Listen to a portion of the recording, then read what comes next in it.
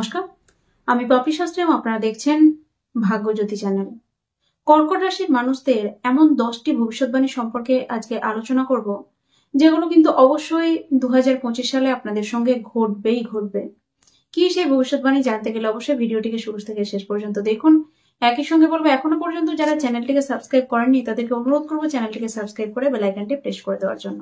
যাই হোক, সরাসরি আমরা অনুষ্ঠানের মধ্যে প্রবেশ করব। প্রথমেই যে কথাটি না বললে নয়, 2025 সালে কর্কট রাশির জন্য সুখবর হচ্ছে যে কর্কট রাশির ঢাইয়া কেটে যাচ্ছে, এবং কর্কট রাশির ঢাইয়া কেটে যাওয়ার সঙ্গে সঙ্গে আমরা কর্কট রাশির ক্ষেত্রে কিন্তু দুর্দান্ত ফলাফল কিছু পাবো।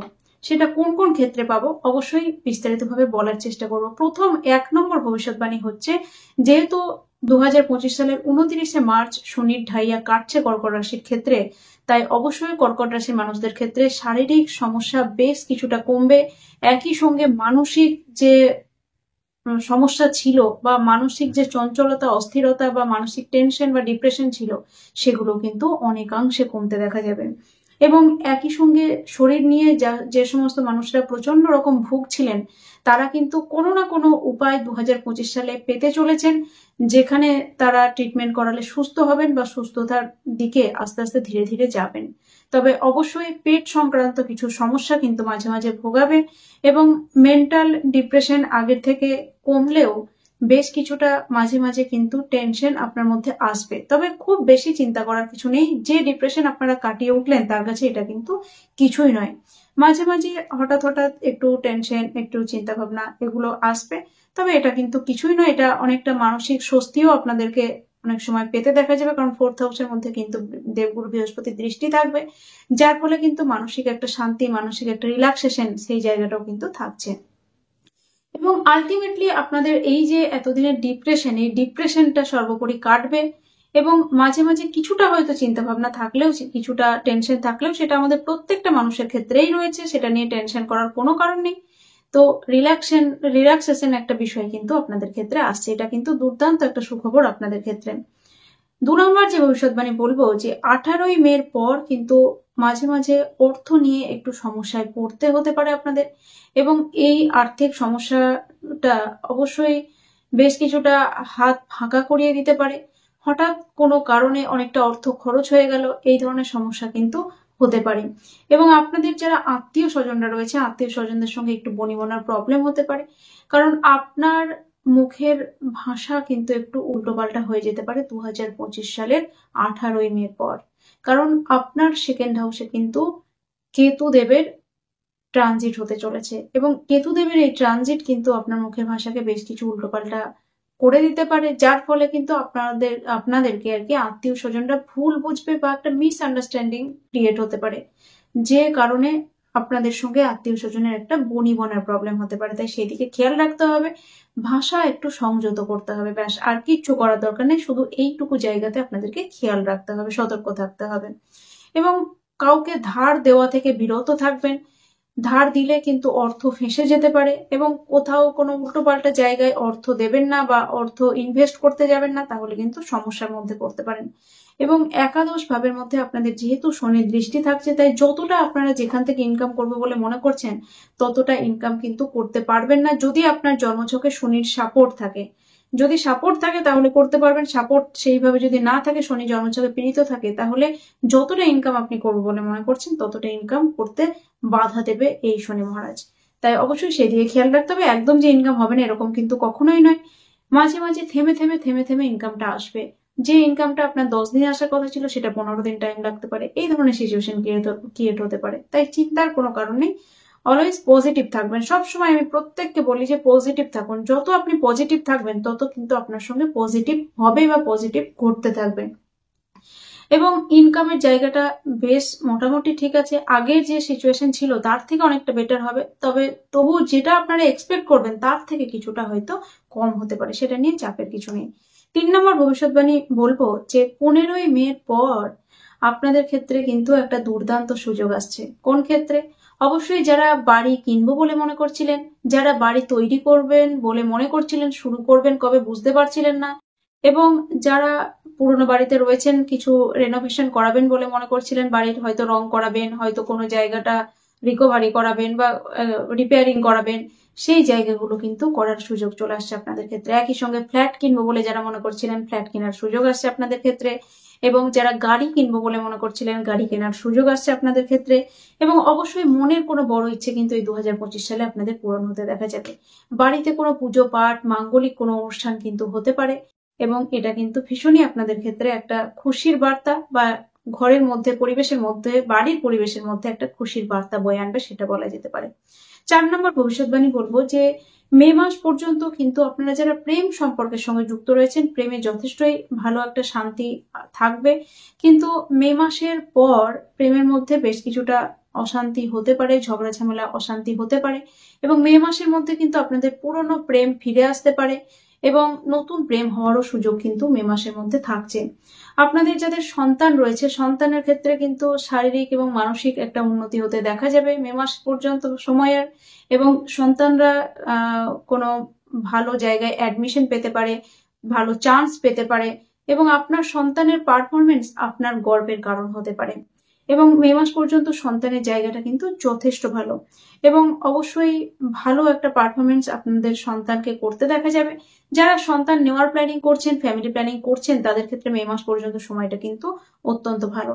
তাই অবশ্যই, এবং যারা এই কর্কট রাশির মানুষরা রয়েছেন, যারা পড়াশোনার ক্ষেত্রে রয়েছেন, তাদের ক্ষেত্রে কিন্তু মে মাস পর্যন্ত সময়টা পড়াশোনার ক্ষেত্রে একটা যথেষ্ট উন্নতি সূচক টাইম, এবং এই সময় কিন্তু আপনারা নিজেরাও ভালো কোনো জায়গায় চান্স, অ্যাডমিশন পেতে পারেন, এবং সেটা কিন্তু নিজের মনের মতো। হয়তো অনেকদিন থেকে আপনি ভেবে রেখেছিলেন যে ওই কলেজে আমি পড়তে চাই, বা ওই জায়গায় আমি চান্স পেতে চাই, তো সেই সুযোগটা কিন্তু আপনার ক্ষেত্রে চলে আসবে। যদি আপনার জন্মছক সাপোর্ট করে, খুব বেশি বাধা না থাকে, তাহলে অবশ্যই সেই সুযোগ কিন্তু সামনে আপনার ক্ষেত্রে 2025 সালে আসছে। নেক্সট যেটা বলবো যে 5 নম্বর ভবিষ্যৎবাণী, যে পুরনো কোনো শত্রু কিন্তু এই 2025 সালে আপনার জেগে উঠতে পারে, তারা আপনার কোনো ক্ষতি করার চেষ্টা করতে পারে, তাই সেই দিকটায় সাবধানে থাকতে হবে। খুব যে ক্ষতি করতে পারবে এরকম কখনোই নয়, তবে তারা কিন্তু চেষ্টা করতে পারে আপনার ক্ষতি করার, তাই সেই দিকে কিন্তু আপনাকে খেয়াল রাখতে হবে। কারোর উপরে 100% ভরসা বিশ্বাস করবেন না, তাহলে কিন্তু সমস্যা আসতে পারে। এবং একই সঙ্গে আপনাদের যারা লোন নেওয়ার চেষ্টা করছেন, আপনারা লোন পাওয়ার ক্ষেত্রে কিন্তু একটা সুবর্ণ সুযোগ আপনাদের ক্ষেত্রে আসবে, এবং আপনারা কিন্তু উইথাউট কোনো দালালের চক্রান্তে পড়বেন না, উইথাউট কোনো দালাল আপনারা কিন্তু লোন পেতে পারবেন খুব সহজেই। তাই যারা লোন নিয়ে টেনশন করছেন, লোন হয়তো পেয়েছেন, যারা ইএমআই দিতে পারছেন না, বিভিন্ন রকম সমস্যায় পড়েছিলেন, তাদের ক্ষেত্রেও কিন্তু সুখবর থাকছে। কোনো না কোনো ব্যবস্থা জোগাড় আপনাদের ক্ষেত্রে লোনের পরিশোধের ক্ষেত্রে কিন্তু হয়ে যাবে, অর্থাৎ 2025 সালে আপনারা কিন্তু অনেকটা ধার দেনা শোধ করতে পারবেন, সেটা বলা যেতে পারে। যারা কম্পিটিটিভ এক্সামের জন্য প্রিপারেশন নিচ্ছে, তাদের ক্ষেত্রে অবশ্যই একটু যদি পরিশ্রমকে বাড়ায়, তাহলে কম্পিটিটিভ এক্সামে পাশ করার একটা জায়গা কিন্তু ক্রিয়েট হয়ে যাবে, অর্থাৎ একটা জায়গা কিন্তু অবশ্যই থাকবে। নেক্সট যেটা বলবো 6 নম্বর ভবিষ্যৎবাণী, বিবাহিত জীবনকে কেন্দ্র করে। বিবাহিত জীবনের ক্ষেত্রে মে মাস পর্যন্ত সময়টা কিন্তু বেশ ভালো, এবং মে মাস পর্যন্ত সময় কিন্তু বিবাহের যে জটিলতা ছিল, বিবাহের যে সমস্যাগুলো ছিল, সেগুলো কিন্তু অনেকটা কাটতে দেখা যাবে। তবে অনেকের ক্ষেত্রেই কিন্তু দেখা যাবে, যদি জন্মছকের মধ্যে সপ্তম ভাব ভালো না হয়, তাহলে ডিভোর্সের কেস চলছে, বা সেপারেশন চলছে, বা হয়তো বিবাহিত জীবন নিয়ে একটা ঝুট ঝামেলা অশান্তির মধ্যে দিন কাটাচ্ছেন কর্কট রাশির মানুষরা। তো তাদের ক্ষেত্রে অবশ্যই একটা সমস্যা তো রয়েছে, এবং নিজস্ব জন্মছক কিন্তু এক্ষেত্রে অত্যন্ত গুরুত্বপূর্ণ ভূমিকা পালন করে। তাই যারা এই সমস্যায় রয়েছেন, তারা অবশ্যই নিজের জন্মছকের বিচার বিশ্লেষণ করিয়ে তবেই কিন্তু ফার্দার কোনো ডিসিশন বা পরবর্তী কোনো সিদ্ধান্তে পৌঁছানো আপনাদের ক্ষেত্রে মানে প্রয়োজন হবে, বা আপনাদের ক্ষেত্রে তবেই কিন্তু পৌঁছানো উচিত, নইলে কিন্তু সমস্যায় পড়তে পারেন আপনারা। নেক্সট যেটা বলবো, যে যারা এখনো পর্যন্ত বিবাহ করেননি, তাদের ক্ষেত্রে মে মাস পর্যন্ত সময়টা কিন্তু খুবই ভালো, এবং এই সময় কিন্তু আপনারা বিবাহ করতে পারেন, বা আপনাদের জন্মছকের মধ্যে সেরকম যদি কোনো নেগেটিভ যোগ না থাকে, তাহলে এই সময় কিন্তু আপনাদের বিবাহ হওয়ার সুযোগ আসছে।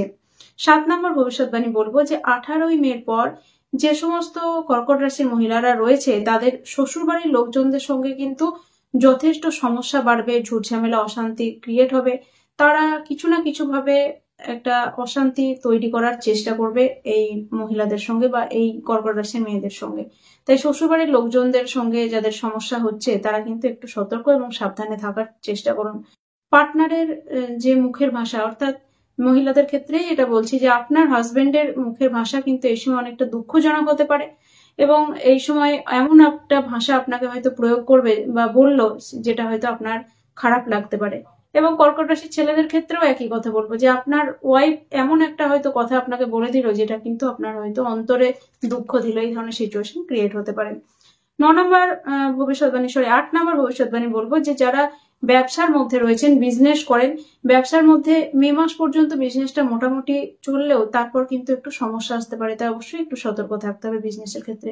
কেমন সমস্যা আসবে, কি ধরনের সমস্যা আসবে সেটা কিন্তু ব্যক্তিগত জন্মছকের উপরে ডিপেন্ডেন্ট, তাই যাদের সমস্যা আসছে তার ব্যক্তিগত জন্মছকের বিচার বিশ্লেষণ করিয়ে নেওয়ার চেষ্টা করবেন।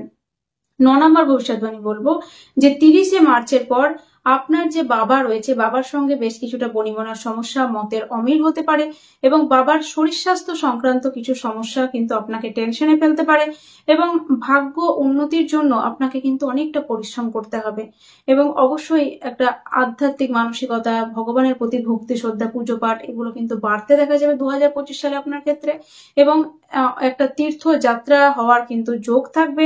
অবশ্যই লং ট্যুরে যাওয়ার একটা যোগ কিন্তু 2025 সালে আপনাদের ক্ষেত্রে থাকছে। 10 নম্বর ভবিষ্যৎবাণী বলবো যে ভালো কাজের জন্য আপনাদের বেশ কিছুটা খরচ কিন্তু হতে পারে 2025 সালে।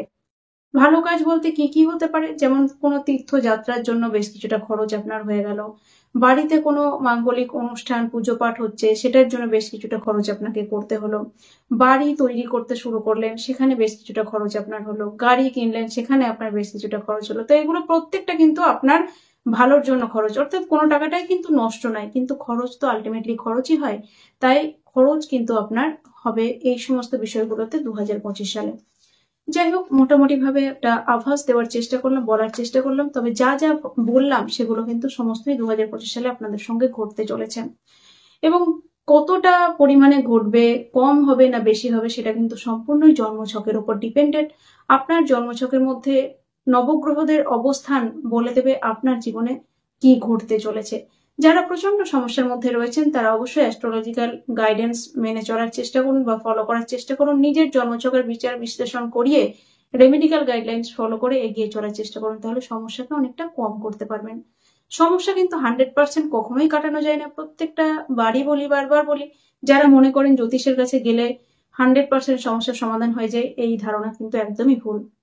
যে বিষয়টা, যে জন্মছক নিয়ে আপনি জন্মগ্রহণ করেছেন সেই জন্মছকের সমস্যা 100% কখনোই কাটানো যায় না, তবে হ্যাঁ, জন্মছকের দোষ কিন্তু প্রশমন করা যায়।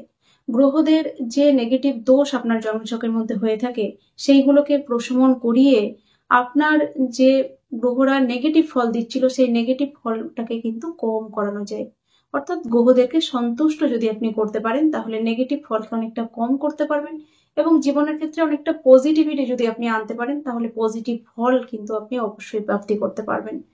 এবং যারা, আরো একটি কথা বলে দিই, যারা বিভিন্ন রকম শরীর সংক্রান্ত সমস্যায় ভুগছেন, সুগার, প্রেশার, থাইরয়েড, বিভিন্ন ব্যথা বেদনা জনিত সমস্যা, পেট সংক্রান্ত কোনো সমস্যা, লিভার, কিডনি, পাকস্থলী, যাই হোক না কেন, হয়তো পশ্চিমবঙ্গের বাইরে গিয়েও বহু জায়গায় ট্রিটমেন্ট করিয়েছেন কিন্তু কোনো রকম ভাবেই সুস্থ হতে পারছেন না বা পারেননি, তারা একবার আমার সঙ্গে যোগাযোগ করবেন, কারণ আমি কিন্তু আপনাদেরকে সায়েন্টিফিক্যালি এমন রাস্তা দেখাবো যেখান থেকে আপনারা 100% সুস্থ হতে পারবেন, যে রোগই হোক না কেন।